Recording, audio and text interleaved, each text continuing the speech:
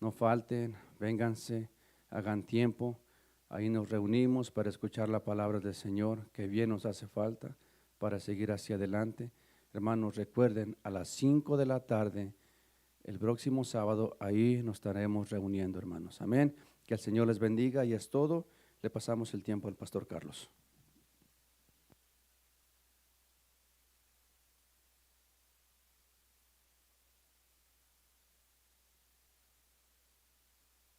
Buenas tardes, hermanos, ¿cómo están? ¿Qué les parece si se ponen de pie? Bueno, antes de que se pongan de pie, hermanos, solamente compartirles un anuncio. Este es el último miércoles que vamos a tener el servicio como lo hemos estado teniendo hasta ahora. A partir del próximo miércoles 25 de febrero, que es el otro miércoles, vamos a reunirnos acá en la capilla. Como todos saben, tenemos un edificio acá al lado que también es de la iglesia. Y ahí la razón por la que nos vamos a reunir allá es porque queremos estar más cómodos, vamos a tener mesas, vamos a compartir un café con cada uno de los que estén presentes, pero lo principal es que vamos a estudiar la palabra de Dios todos juntos. El próximo miércoles vamos a estudiar acerca del tema de si se pierde la salvación o no. Así que hay quienes piensan que sí, están seguros que sí se pierde, hay unos que piensan que no, y están seguros que no se pierden, pero no saben cómo explicarlo ni dónde verlo en la Biblia. Así que la intención es que cada uno de nosotros podamos explicar la razón de lo que nosotros creemos. Así que les dejo una tarea. Escriban en un papel, en un cuaderno. De hecho, tráiganse un cuaderno cada miércoles porque vamos a necesitarlo. Van a tener oportunidad de hacer preguntas, así que si tienen alguna duda acerca de esta temática, es importante de que lo escriban y la retomemos ahí en esta clase. Así que para el próximo miércoles no se vengan para acá, nos vamos todos a reunir allá a las 7:30 en punto, y vamos a comenzar, vamos a tratar la manera de abordar todo lo que se pueda para que todos crezcamos juntos. Ahora sí, pónganse de pie, vamos a orar. Vamos a pedirle al Señor que nos bendiga en esta oportunidad. Cierren sus ojos, oremos a Dios. Padre, gracias te damos, Señor, porque nos concedes una vez más el privilegio de estar reunidos aquí. Gracias por habernos concedido el privilegio, Señor, de estudiar la carta del apóstol Pablo a la iglesia de Filipos. Esta va a ser la última enseñanza, por lo que te pedimos, Señor, que nos ayudes, nos hables y abras nuestro entendimiento a través del poder capacitador del Espíritu Santo, para que lo que entendamos y lo que podamos ver se aclare, Señor, aclare nuestras dudas, aclare y nos dé convicciones firmes, Señor, en cuanto a la temática que vamos a ver hoy, para que podamos practicar lo que estamos aprendiendo, Señor, y vivir en consecuencia de ello. Te pedimos, Señor, de que todos y cada uno de nosotros salgamos bendecidos a través de tu palabra y que tu palabra haga la obra en nuestro corazón como tú ya lo ordenaste que así fuera, Señor. En el nombre de Cristo Jesús, gracias, Padre. Amén y amén. Abran su Biblia, hermanos, en Filipenses capítulo 4. Vamos a terminar ahora la carta de Pablo a Filipos. Filipenses capítulo 4, vamos a leer desde el verso 10 en adelante. Filipenses 4:10.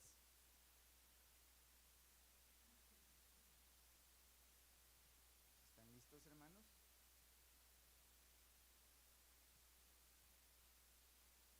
Dice la palabra de Dios. Así que, hermanos míos, amados, el 10, perdón. En gran manera me gocé en el Señor que ya al fin habéis revivido el cuidado de mí, de lo cual también estabais solícitos, pero os faltaba la oportunidad. No lo digo porque tenga escasez, pues he aprendido a contentarme cualquiera sea mi situación. Sé vivir humildemente y sé tener abundancia. En todo y por todo estoy enseñado, así para estar saciado como para tener hambre, así para tener abundancia como para padecer necesidad. Todo lo puedo en Cristo que me fortalece. Sin embargo, bien hicisteis en participar conmigo en mi tribulación, y sabéis también vosotros oh Filipenses, que al principio de la predicación del Evangelio, cuando partí de Macedonia, ninguna iglesia participó conmigo en razón de dar y recibir, sino vosotros solos. Pues aún a Tesalónica me enviasteis una y otra vez para mis necesidades.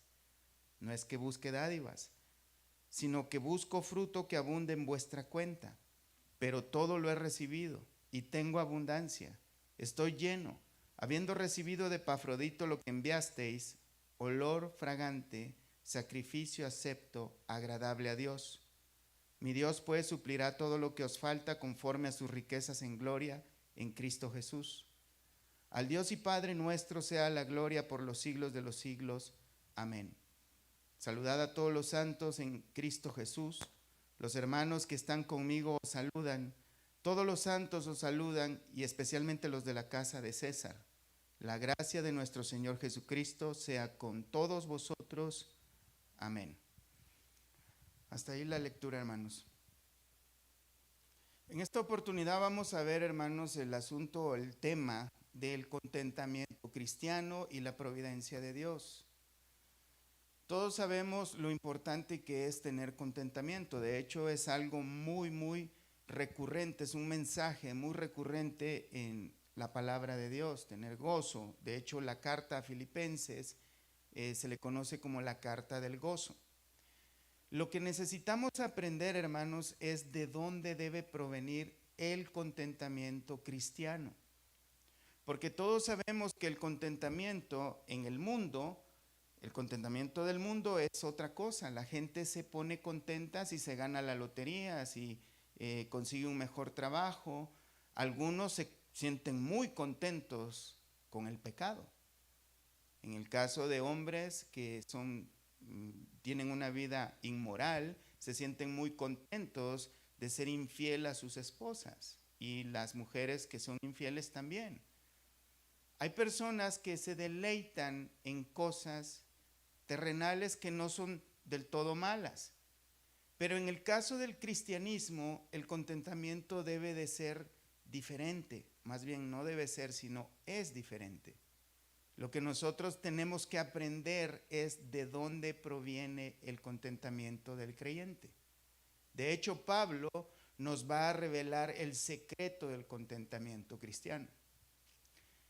Hoy terminamos esta carta, por gracia de Dios. Ya tenemos varios meses estudiándola. Esperemos en Dios de que aprendamos este último mensaje del apóstol Pablo, que tiene que ver con una acción de gracias. Pablo se dispone a reconocer a los hermanos de Filipos por la ofrenda que le han mandado. Es una acción de gracias, y veamos la manera como lo hacen. El verso 10 dice: en gran manera me gocé en el Señor, que ya al fin habéis revivido vuestro cuidado de mí. Vemos que el apóstol Pablo dice que está contento, que está gozoso. Pero la razón por la que Pablo está contento y está gozoso, y lo vamos a ver lo vamos a ver más adelante también, es que no es por causa de que le mandaron dinero. Aunque eso, cuando una persona está en necesidad, claro que cuando alguien viene y dice: mira, aquí está lo que necesitas, claro que eso es motivo de gran gozo y de alegría. Pero para que nosotros comencemos a poner en orden nuestros pensamientos, nuestra manera de pensar, nuestra manera de ver las cosas, que son muy naturales para nosotros, es importante resaltar esto. El apóstol Pablo no estaba únicamente gozoso por haber recibido ayuda, sino que él dice: me gocé en gran manera en el Señor. O sea, Pablo, la razón de su contentamiento no provenía únicamente por la ayuda que había recibido, sino porque él reconocía que esa ayuda provenía directamente de Dios a través de la bondad y generosidad de los hermanos de la iglesia de Filipos.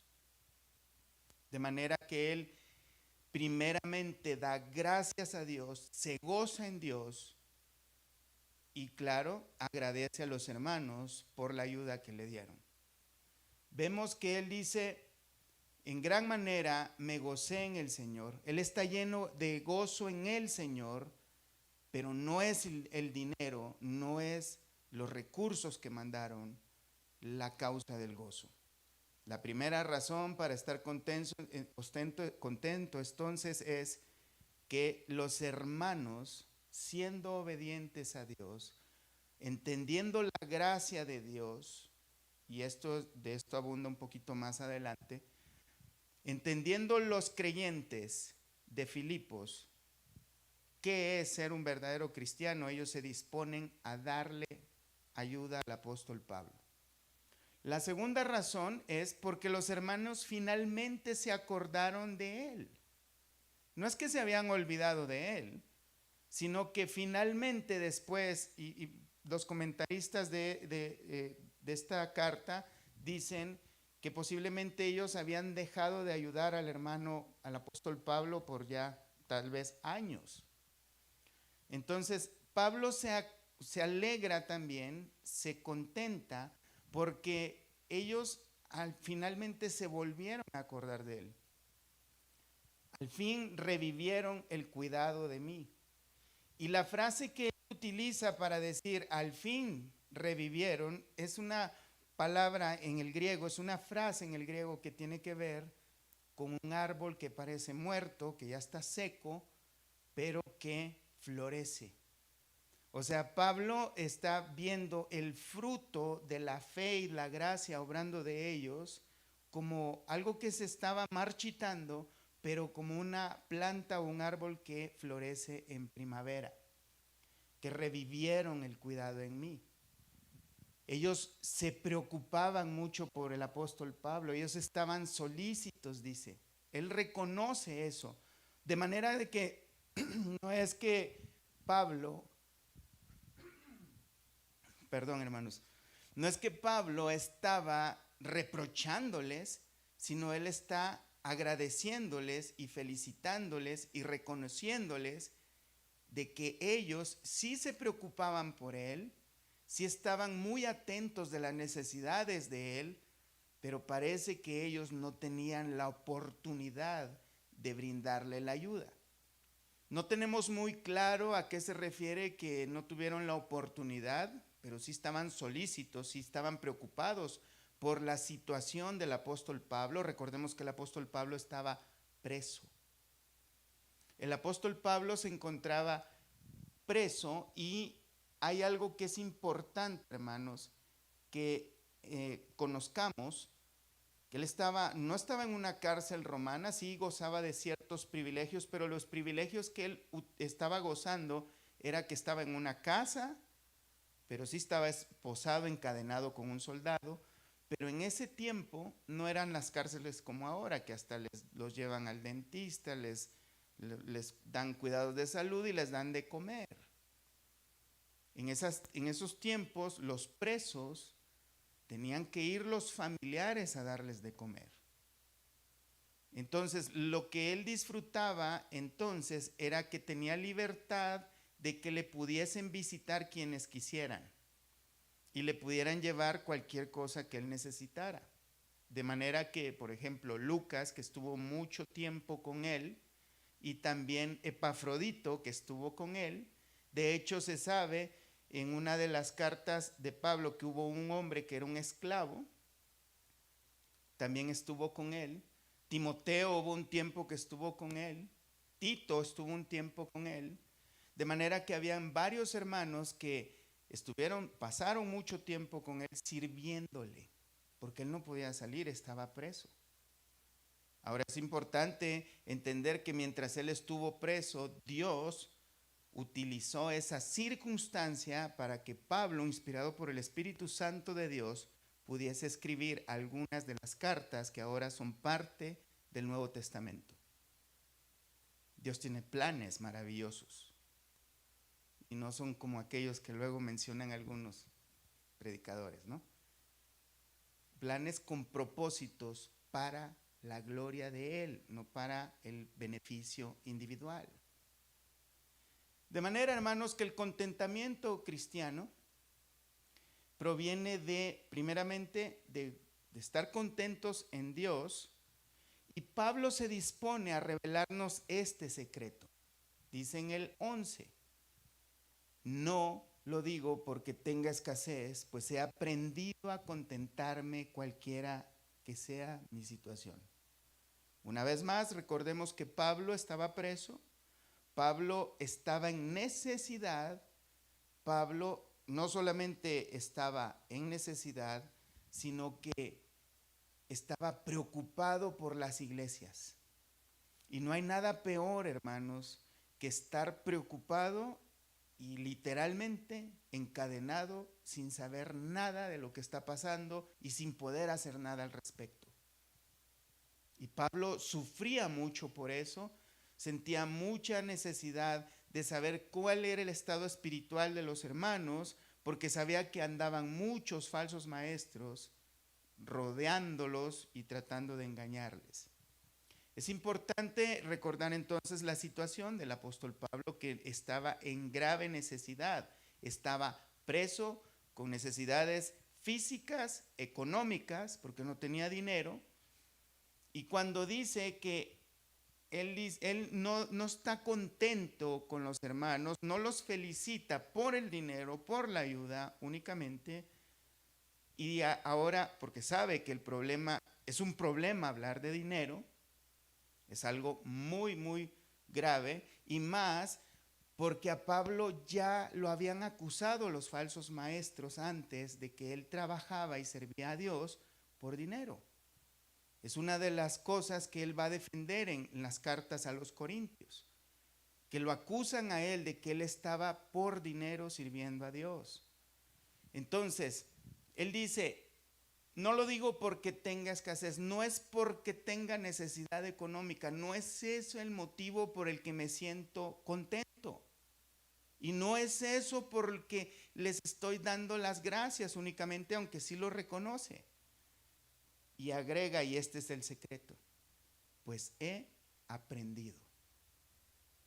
He aprendido. Él no dice, he aprendido a atar al diablo, he aprendido a derribar a los gigantes económicos, como algunos dicen. No, él dice, he aprendido a contentarme cualquiera sea mi situación.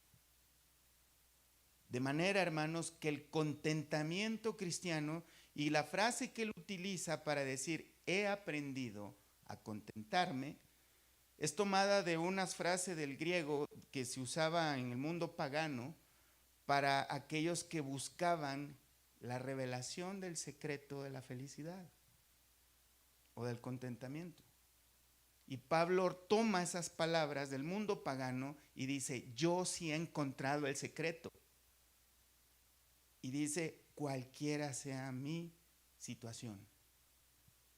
A diferencia de muchos cristianos, y quiero enfocarme mucho en el mundo cristiano, muchos cristianos están contentos si viene un charlatán y le dice, el Señor me ha revelado que tiene grandes propósitos para tu vida, tú tienes un hermoso corazón, el Señor dice esto y dice lo otro, y ahí sí se sienten motivados a servir a Dios, no importando la situación.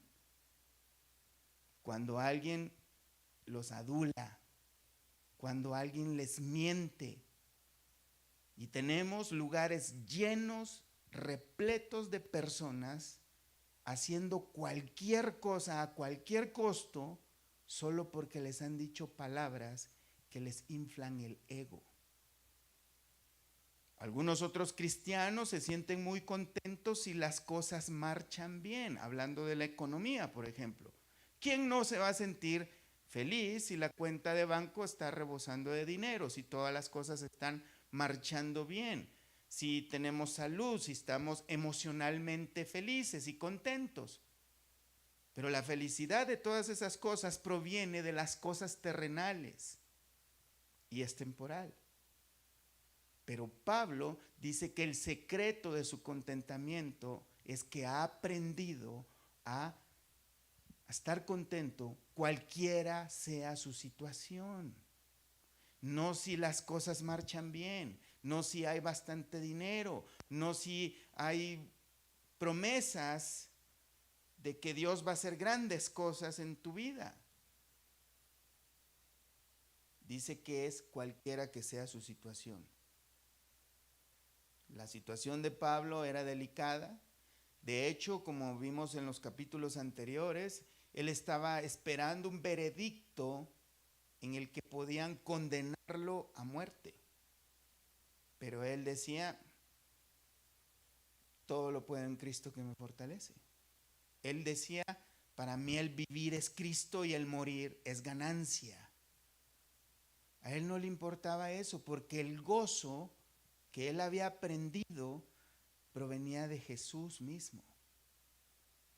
Él ha aprendido a estar contento, cualquiera sea la situación.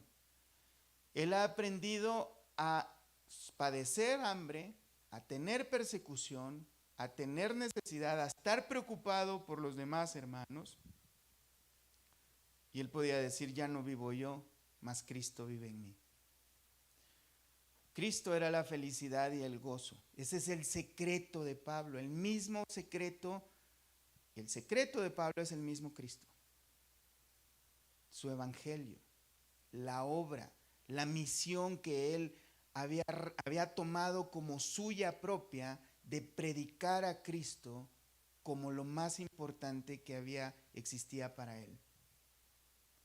En el verso 12 reafirma, por si alguien todavía dijera, no, pero Pablo, él hacía milagros y era muy rico, dicen algunos. Él tenía riquezas. Dice en el verso 12, sé vivir humildemente, esto lo aprendió. Sé tener abundancia, él había aprendido a vivir sin nada y con mucho. En todo y por todo estoy enseñado. Él había aprendido a tener nada y a tener mucho. Así para estar, y reabunda sobre esto, así para estar saciado como para tener hambre. Así para tener abundancia como para padecer necesidad. Y cuando él hace estos contrastes de no tener nada, está diciendo nada. Que tenía miseria, que tenía necesidad, hermanos. Yo sé que esto para muchos puede parecer contradictorio, porque hemos escuchado de los falsos maestros o los predicadores de la prosperidad que los hijos de Dios no pueden estar en pobreza, porque eso es sinónimo de estar bajo maldición. Hemos escuchado de ese tipo de maestros de la prosperidad que tener necesidades económicas es que hay un demonio robándose esas economías o lo que sea que se inventan. Pero vemos en el apóstol Pablo, hermanos, el ejemplo de un verdadero siervo de Dios, que él no estaba en maldición, estaba preso. Y él nunca menciona que es el diablo el que lo tiene preso. De hecho, dice que él es preso de Cristo. De manera, hermanos, de que nosotros debemos entender que cualquiera que sea nuestra situación, sea buena o sea mala, tenemos el ejemplo de verdaderos creyentes que están agradando a Dios, que padecieron mucho más que nosotros. No, el hecho de que tengamos necesidades económicas o enfermedades o cualquier tipo de dificultad no es sinónimo a una maldición de parte de Dios. Que por cierto, hay personas que creen que la maldición viene por parte del diablo. No, el diablo no nos puede maldecir. El que maldice es Dios. Pero si alguien está maldecido por Dios, no se puede llamar cristiano, porque Cristo nos redimió de la maldición de la ley. Eso lo dice el libro de Gálatas. Él se hizo maldición por nosotros. Él rompió toda maldición, hermanos. La maldición del pecado. De manera que ningún creyente puede estar bajo maldición, no un creyente verdadero. Y tampoco tiene que romper esa maldición con dinero. Eso es falso. De manera, hermanos, que Pablo había aprendido a vivir sin nada y con mucho. Porque todos sabemos que aún tener abundancia económica, es necesario aprender a administrar los bienes que Dios nos ha proveído, para que no nos volvamos locos y gastemos esas abundancias en un instante. Pablo había aprendido todo eso, o sea que de manera que el gozo cristiano se puede aprender. Ese es el secreto.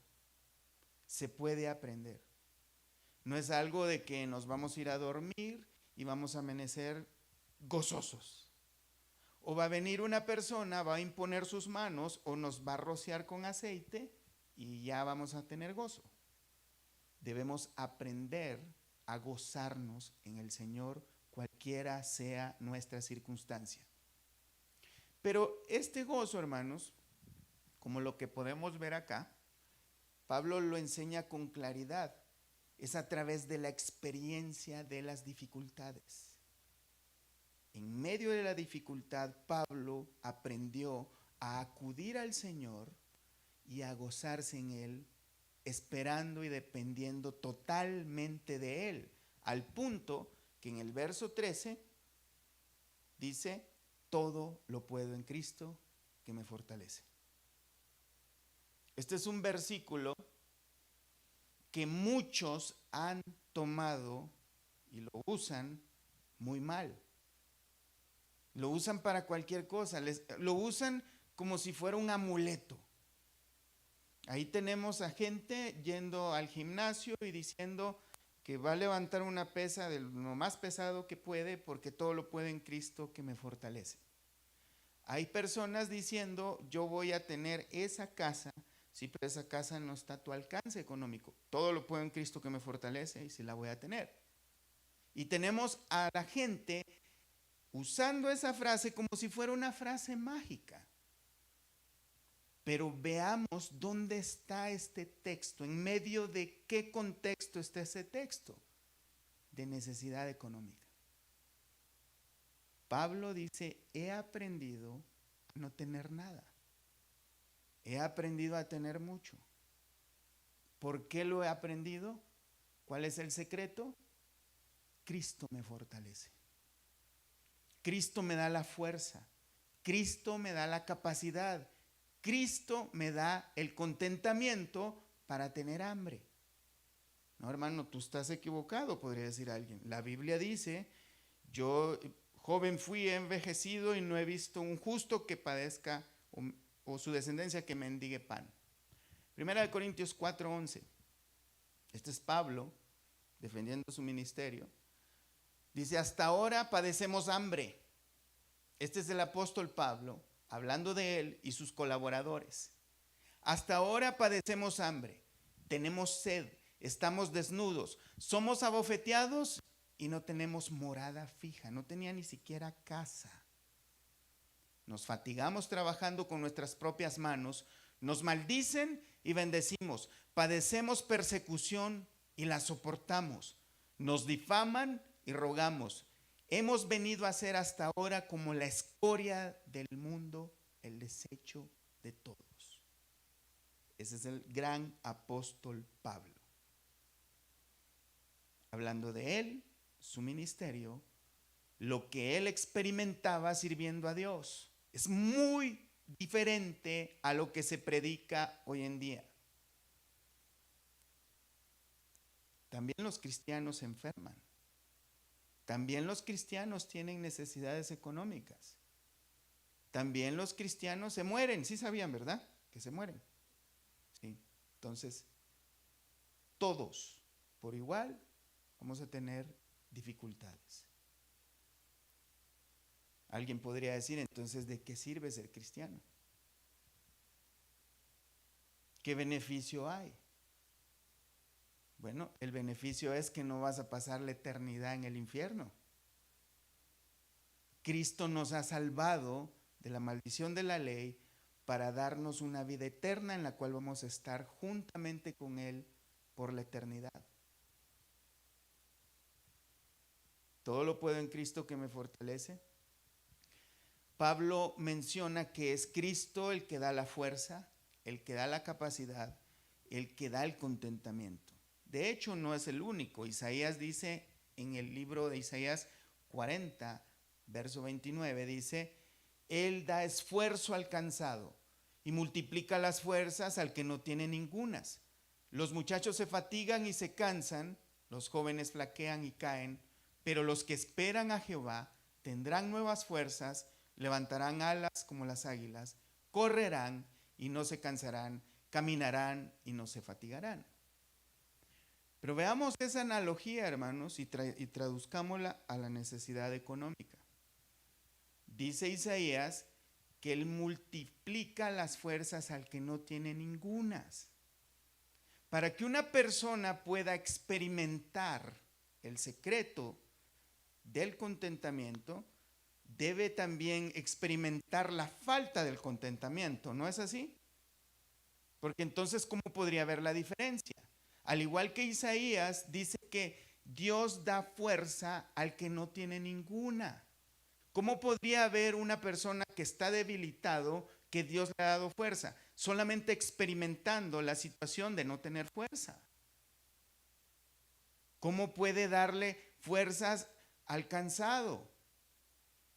Experimentando que está cansado y aún cansado y derrotado, ya sin fuerzas, tumbado en el suelo, que de repente retome fuerzas de donde no tenía. De manera, hermanos, que es algo bíblico que un creyente toque el suelo, que caiga, que vea dificultades que casi lo rompan, para que desde ahí pueda ver la diferencia de cuando Dios lo levante con su mano de poder. Y muchas veces va a utilizar nuestras finanzas o las cosas que más queremos. Pablo entonces en el verso 14 dice, dirigiéndose a los hermanos: sin embargo, bien hicisteis en participar conmigo en mi tribulación. Pablo retoma el asunto de la acción de gracias y el reconocimiento a los hermanos porque ellos han participado, están apoyándolo en los momentos de mayor dificultad. Él sigue preso. Él tiene necesidades físicas, él tiene necesidad de alimento, de vestimenta, de cuidados. Cuidados que él no puede tener por sí mismo porque está encadenado a un soldado romano. Está encerrado. Y no está encerrado por ser un criminal, está encerrado por predicar a Cristo. En el verso 15 dice Pablo: sabéis también vosotros, oh filipenses, que al principio de la predicación del evangelio, cuando partí de Macedonia, ninguna iglesia participó conmigo en razón de dar y recibir, sino vosotros solos. Recordemos esto, hermanos, que Filipenses se le llama Filipenses por los hermanos que estaban en la ciudad. La ciudad se llamaba Filipos, y Filipos era una de las principales ciudades de Macedonia. Macedonia, hermanos, Pablo lo menciona en 2 de Corintios, capítulo 8. Veamos esto.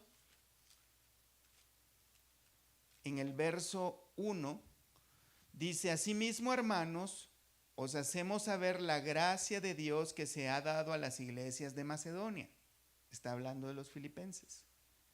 Que en grande prueba de tribulación, la abundancia de su gozo y su profunda pobreza abundaron en riqueza de su generosidad. Pues doy testimonio de que con agrado han dado conforme a sus fuerzas y aún más allá de sus fuerzas, pidiéndonos con muchos ruegos que les concediésemos el privilegio de participar en este servicio para los santos. De manera, hermanos, que los hermanos de Macedonia, que los filipenses eran parte de ellos, rogaban por ofrendar para ayudar. Y Pablo lo menciona acá en Filipenses y les dice: solo ustedes, filipenses, al inicio del ministerio, cuando comencé yo a predicar el evangelio, ustedes fueron los únicos que participaron económicamente para ayudarme a mi sostenimiento. Ninguna iglesia le ayudó a Pablo, solo ellos. Y no le ayudó una vez, sino que le ayudaron continuamente, ofrendas continuas. Ellos tenían ese cuidado por el apóstol Pablo y no daban, como acabamos de ver en 2 Corintios 8, no daban porque fueran millonarios y que les sobraba el dinero y les estorbaba. No, porque como vemos acá, 2 Corintios 8:2, que en grande prueba de tribulación, la abundancia de su gozo y su profunda pobreza. O sea, ellos no solo no tenían suficiente, tenían gran pobreza, profunda pobreza. Y ellos rogaban que los dejaran participar. Ellos estaban muy dispuestos a participar. ¿Por qué? Es que ellos entendían, dicen unos, que era importante sembrar. Y el concepto de sembrar pareciera como si estuvieran invirtiendo en la bolsa de valores o comprando lotería para ver si se ganan el premio. Pero no es así. Lo que ellos tenían, hermanos, era un carácter cristiano, una bondad genuina, porque ellos entendían la gracia de Dios. Ellos entendían que era necesario entregarse a Cristo, ¿sí? Entendiendo que Cristo entregó todo por nosotros y que no era gran cosa entonces ahora compartir de lo poco que tenían con los que más necesitaban. Y una de estas grandes cosas que ellos entendían que era importante participar en la proliferación del evangelio, que el evangelio se expandiera por todas partes a través del sostenimiento de los predicadores del evangelio, porque eso así lo mandó Dios. De manera, hermanos, que los filipenses eran los únicos que habían participado en razón de dar y recibir. Los demás, las demás iglesias, Corintio, Éfeso y todas esas que se mencionan, ellos solo participaban en recibir. O sea, solo recibían lo espiritual, pero no participaban en dar para el sostenimiento del evangelio. De hecho, en Corinto lo acusaban a Pablo de ladrón, de que quería nada más estafarlos. Aún, dice en el verso 16, pues aún en Tesalónica me enviasteis, fíjate, una y otra vez para mis necesidades, ofrenda constante. No era de, no, pues yo ya di el año pasado, ahora que den los de Corintios, ahora que den los de Éfeso. No, ellos estaban rogando insistentemente, constantemente, y a Tesalónica enviaron para sus necesidades. Pablo ahora se dispone nuevamente a tocar lo delicado del problema del dinero, porque hay que ser honestos, hablar de dinero en la iglesia es delicado. En el verso 17 dice, no es que busque dádivas, sino que busco fruto que abunde en vuestra cuenta. Ahora Pablo se dispone a hablar literalmente con lenguaje financiero. Que busque, no busco dinero de ustedes, sino busco fruto. Fruto que abunde en vuestra cuenta. Pablo hacía cuentas. Es como que dijera, mira, es bienvenido el dinero, es necesario el dinero, lo necesito, pero no es lo que busco de ustedes. Busco frutos espirituales que sean abonados y depositados a la cuenta celestial que ustedes tienen. Es importante aclarar, hermanos, que a pesar, y es una lástima, es una grande lástima, hermanos, que el diablo utilice ministros para alejar a la gente de escuchar el verdadero mensaje del evangelio. Porque es verdad, hermanos, que el asunto del dinero espanta a la gente, los que no conocen a Dios. De manera que cuando uno se acerca a un incrédulo, un familiar, un amigo que no es creyente, Lo primero que sale, ¿vas de esas iglesias que le roban el dinero a la gente? No, yo ahí no voy. Mejor ayúdale a tu abuelito, mejor ayúdale a tu mamá, o dale al borrachito que está en la calle, Dios lo va a agradecer más. Es lo que dicen ellos. Y en parte tienen razón, porque hay personas en lugares muy ostentosos que están manteniendo cerdos, hermanos. No la obra de Cristo. Están manteniendo a personas que están robándole a las personas que están buscando a Dios. Pero sí es verdad, hermanos, que Dios manda que el ministro sea sostenido por la iglesia. Veamos 1 Corintios 9. Es parte de lo que leímos cuando se inició el servicio, hermanos. Veamos 1 Corintios 9, veamos en el verso 4. Pablo dice esto: ¿acaso no tenemos derecho de comer y beber? La respuesta es sí, Pablo, tienen derecho a comer y beber. ¿No tenemos derecho a traer con nosotros una hermana por mujer, como también los otros apóstoles y los hermanos del Señor y Cefas? Sí, Pablo, también tienes derecho a casarte y tener una esposa. ¿Sí se dan cuenta que el catolicismo está completamente equivocado en todo eso? ¿O solo yo y Bernabé no tenemos derecho a no trabajar?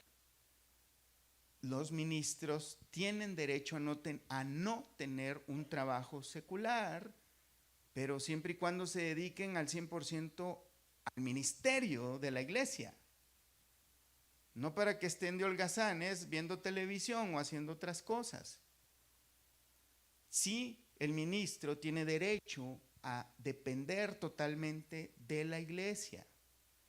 Dice, ¿quién fue jamás soldado a sus propias expensas?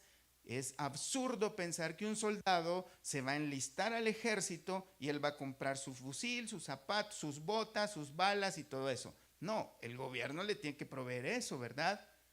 De manera, hermanos, que retomando la metáfora de un soldado enlistado en el ejército de Cristo, pues Cristo debe proveerle lo que necesita, ¿verdad? Dice en el verso 8, ¿digo esto solo como hombre? ¿No dice esto también la ley? De hecho, en la ley también manda esto. Dice, no pondrás bozal al buey que trilla. Verso 9, porque en la ley de Moisés está escrito, no pondrás bozal al buey que trilla. ¿Tiene Dios cuidado de los bueyes? ¿O lo dice enteramente por nosotros?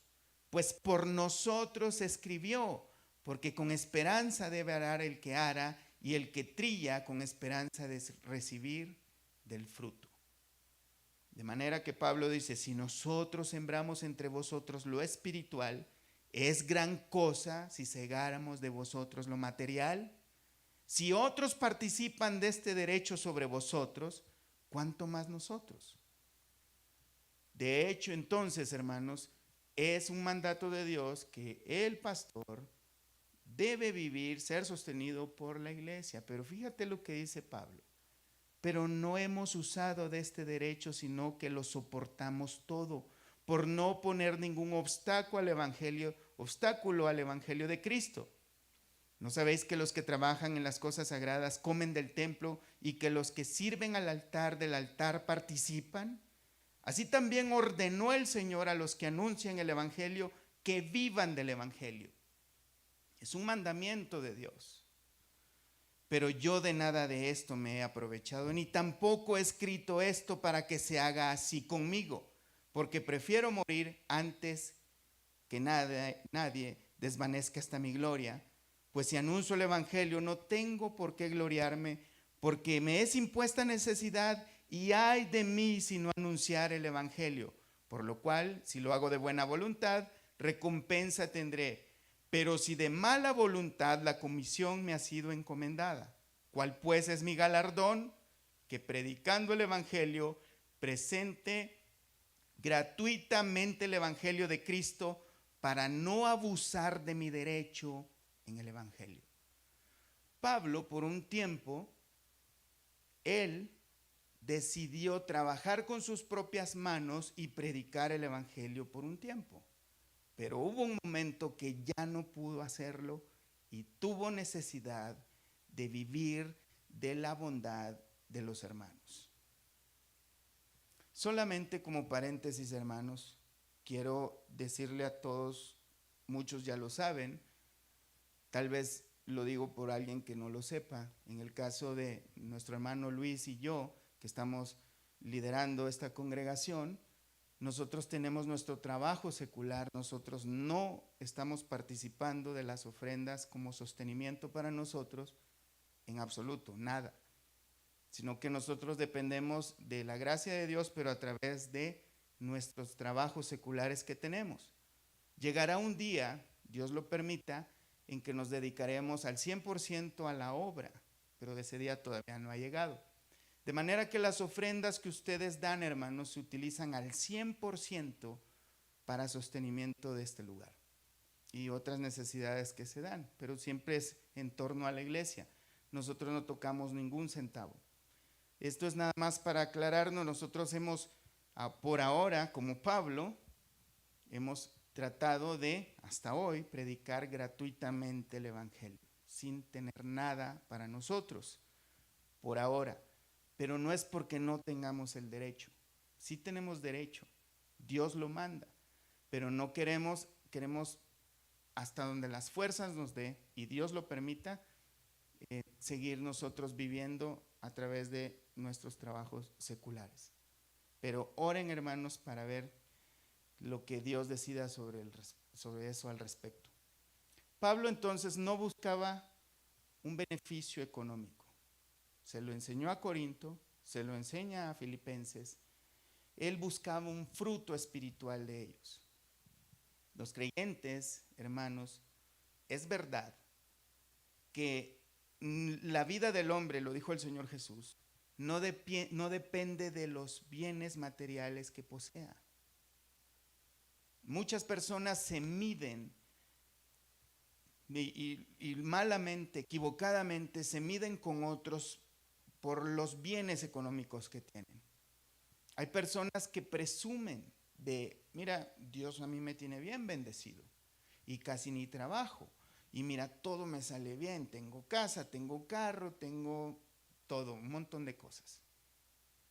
Gloria a Dios por ello.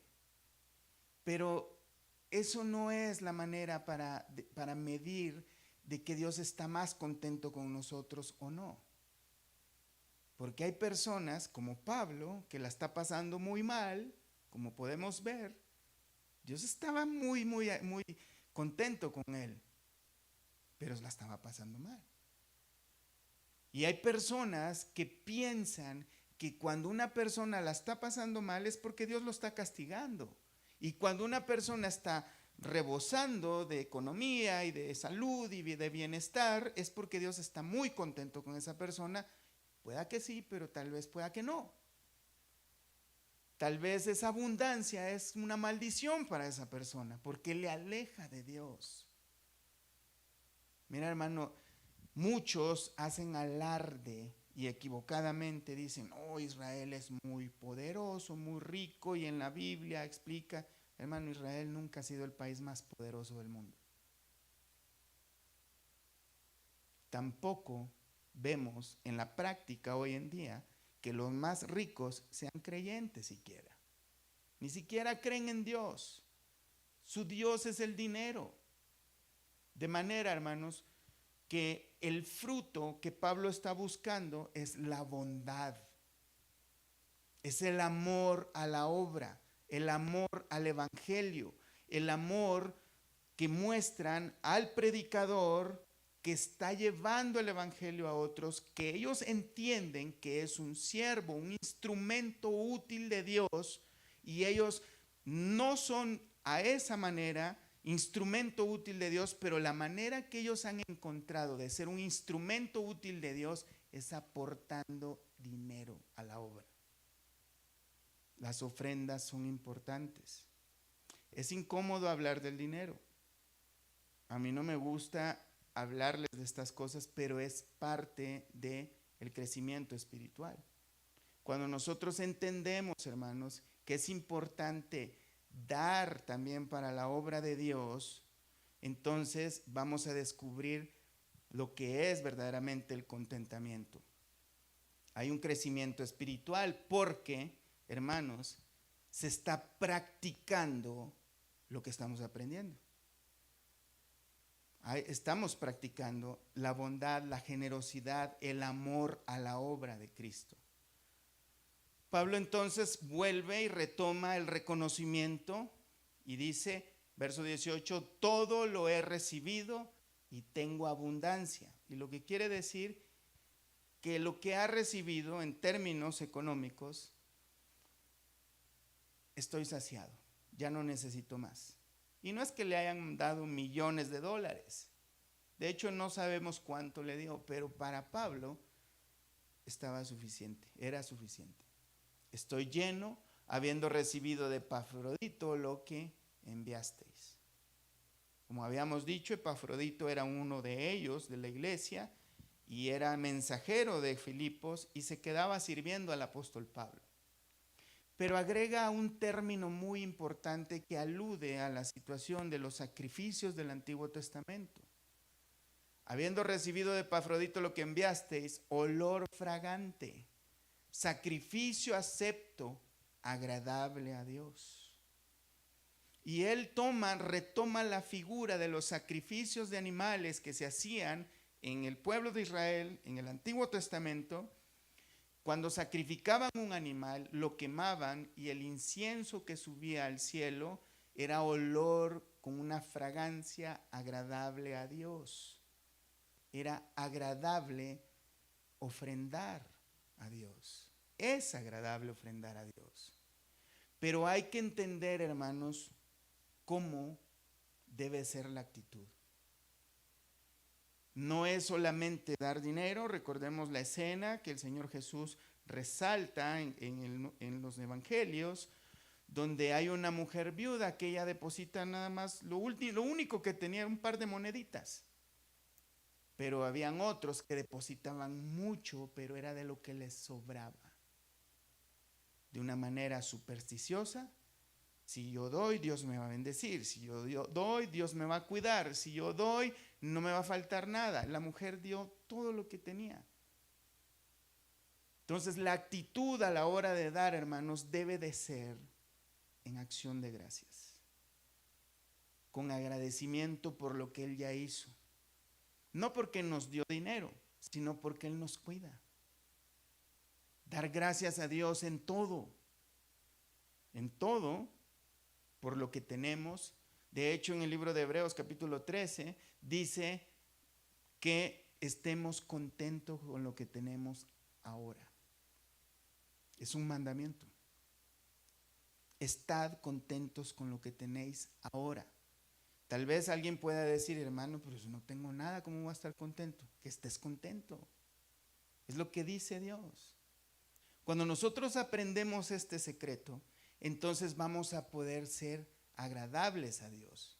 Y cuando tengamos algo, entonces vamos y damos a Dios con una buena actitud, entonces eso va a ser agradable, olor acepto y agradable, sacrificio acepto a Dios. Dios se agrada con las ofrendas, pero si hay una buena actitud. Dios se agrada si nosotros tenemos una buena actitud. Y mira, Primera de Corintios capítulo 16, también el apóstol Pablo tocando el tema de las ofrendas. Capítulo 16, verso 1 dice, en cuanto a la ofrenda para los santos, fíjense bien, en cuanto a la ofrenda para los santos, haced vosotros también de la manera que ordené en las iglesias de Galacia. Cada primer día de la semana, cada uno de vosotros ponga aparte algo, según haya prosperado, guardándolo para que cuando yo llegue no se recojan entonces ofrendas. ¿Por qué cada primer día de la semana? Porque a ellos les pagaban ese día. Debían apartar algo. ¿De qué manera? Bueno, hay quienes toman la práctica del Antiguo Testamento de dar un diezmo. Nosotros no pedimos diezmo porque en el Nuevo Testamento no habla de un diezmo. Nosotros decimos, hermanos, que ustedes deben ofrendar. De hecho, el diezmo en el Antiguo Testamento, si hacemos las cuentas exactas, más o menos anda por el 23.6%, nomás para que lo sepan, ni siquiera es el 10%. Si lo agarramos las cuentas exactas de lo que se hacía, y era el impuesto nacional. Ahora, la iglesia no tiene una imposición de dar, por eso son ofrendas. Lo que dice Pablo es que cada primer día de la semana, cada uno, ahora el equivalente de cada primer día de la semana tendría que ser el primer día de cuando nos pagan. Cada uno tome una parte, según haya prosperado Dios. Ahí ya va a ser algo muy íntimo entre nosotros y Dios. Si Dios esta semana o este mes me prosperó muy poquito o nada, entonces muy poquito o nada voy a poder aportar. Pero si este mes fue uno de esos meses muy, muy bendecidos, entonces, conforme a esa bendición, hay que considerar a la iglesia local. Conforme. ¿Cuánto es? Es una decisión entre usted y Dios. No se lo podemos imponer. Lo que Dios quiere ver es la actitud de su corazón, la acción de gracias que usted tiene para con Él, el amor a su obra, el deseo de servir a Dios en esa manera, conforme a lo que haya prosperado. Lo que Dios ve agradable, sacrificio acepto, agradable a Dios, es la actitud con la que usted da. Pero si usted dice, voy a poner $20 más para que Dios me devuelva más, entonces está haciendo las cosas mal. Ahora, esto, hermanos, no quita que Dios sí tiene promesas. Este es el lado bueno, el lado positivo. Pero no nos debemos de enfocar en esto. Pablo dice en el verso 19, mi Dios pues suplirá todo lo que os falta conforme a sus riquezas en gloria en Cristo Jesús. De manera, hermanos, de que sí hay promesas, y las hay por todos lados, de que Dios bendice económicamente también a aquellos que se ocupan con amor a su obra. Económicamente en su obra. A los que participan.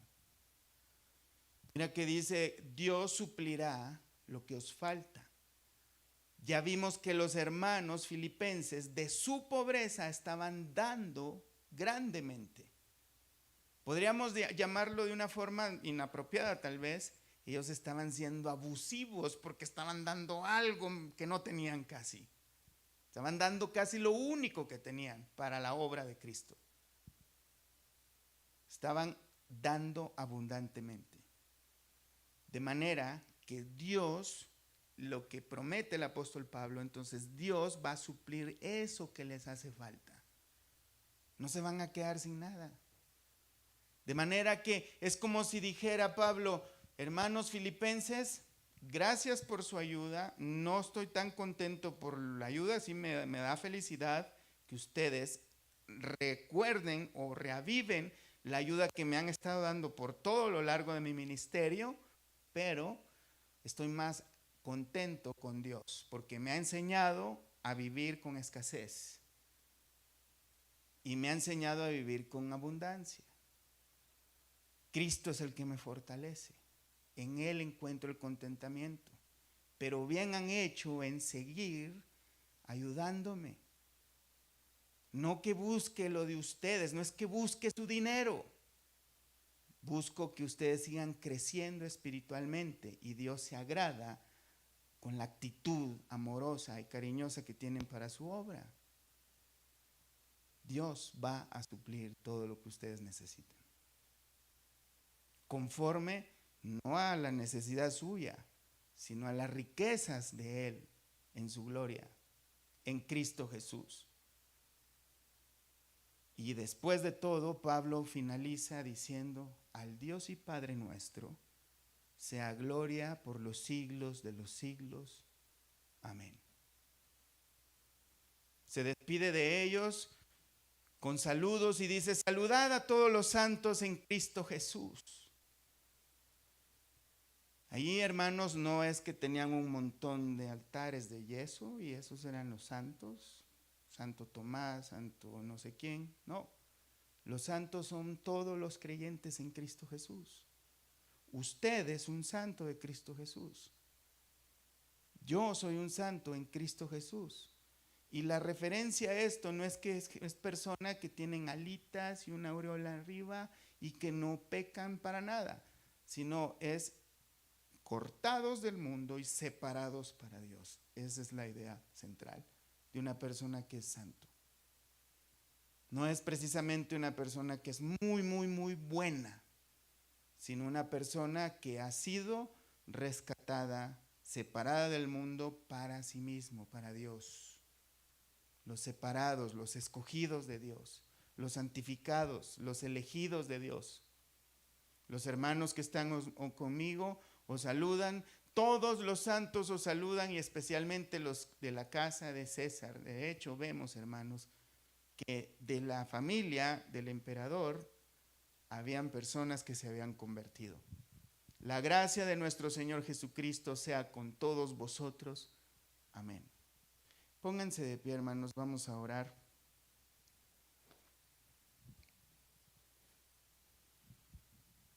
Cierren sus ojos, oremos a Dios. Buen Dios y Padre, gracias te damos, Señor, por tu palabra. Gracias, Señor, porque nos concediste el privilegio de estudiar el libro de Filipenses. Queremos pedirte, Señor, de que sea tu Espíritu Santo trayendo a memoria en nuestros corazones, en nuestra mente, aquellas enseñanzas que nos ha dejado el apóstol Pablo, inspirado por el Espíritu Santo, que nos traiga memoria para que nosotros podamos no solo quedarnos con un conocimiento intelectual, sino que ese conocimiento lo traduzcamos a la práctica en nuestro día a día. Ahora vimos un poco acerca del contentamiento cristiano que proviene de Cristo.